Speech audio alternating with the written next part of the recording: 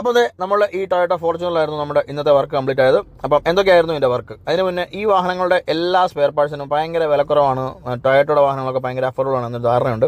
ഒരിക്കലും അല്ല, പുതിയ വാഹനങ്ങൾക്ക് ഭയങ്കര വില എന്ന് വെച്ചാൽ നല്ല വിലയാണ്. അപ്പോൾ ഇതിന് നമുക്ക് കുറച്ച് പെയിന്റിംഗ് ഉണ്ടായിരുന്നു, പിന്നെ അതുപോലെ തന്നെ പോളിഷിംഗ് ഉണ്ടായിരുന്നു, റിസർച്ച് വർക്ക് ഉണ്ടായിരുന്നു. ഏറ്റവും പ്രധാനമായി ഇതിന് കംപ്ലീറ്റ് പീരിയോഡിക്കൽ മെയിൻ്റനൻസ് സർവീസ് ഉണ്ടായിരുന്നു വിത്ത് ഒറിജിനൽ സ്പെയർ പാർട്സ്. അതായിരുന്നു കസ്റ്റമറുടെ ആവശ്യം. അതുപോലെ തന്നെ ഇതൊരു കല്യാണ ആവശ്യമായിരുന്നു, അതുകൊണ്ട് തന്നെ പെട്ടെന്ന് തന്നെ വാഹനം വേണമായിരുന്നു. അപ്പോൾ ഇതിന് എന്തൊക്കെയായിരുന്നു ആവശ്യം? അതായത് ഇതിന്റെ oil filter, air filter, AC filter, പിന്നെ അതുപോലെ ബ്രേക്ക് പാർട്സ്. അപ്പോൾ ഇത്രയായിരുന്നു ഇതിന് സർവീസ് ആയിട്ട് ഉണ്ടായിരുന്നത്. അപ്പം 5W30 ലിക്കിമോളിയാണ് ഉള്ള വീഡിയോസ് ഒക്കെ ചെയ്യാനുള്ള കാര്യം എന്ന് പറഞ്ഞാൽ, മിക്ക ആൾക്കാർക്കും ഇപ്പോഴും ഞാൻ പറയാനുള്ള പോലെ തന്നെ ഔട്ട്സൈഡ് വർക്ക്ഷോപ്പിൽ അല്ലെങ്കിൽ ഷോപ്പിൽ നമുക്ക് ഒറിജിനൽ സ്പെയർ പാർട്സ് ലഭ്യമല്ല എന്നൊരു ധാരണ എല്ലാവർക്കും ഉണ്ട്. അതുകൊണ്ട് തന്നെയാണ് നമ്മൾ ഇങ്ങനെയുള്ള ജെനുവൻ സ്പെയർ പാർട്സ് ഇട്ട് ചെയ്യുന്ന വീഡിയോ കൂടുതൽ ചെയ്യാറുള്ളത്. ജെനുവൻ സ്പെയർ പാർട്സ് മാത്രമല്ല, അതർ മേക്ക് നമ്മൾ ചെയ്യാറുണ്ട്. അത് കസ്റ്റമർ ആവശ്യപ്പെടുവാണെങ്കിൽ മാത്രമാണ്. അപ്പോൾ ഇതിന്റെ എല്ലാം ഫ്യൂൽ ഫിൽറ്റർ ഒക്കെ നമ്മളിങ്ങനെ ഡീറ്റെയിൽ ചെയ്യാനുള്ള കാര്യം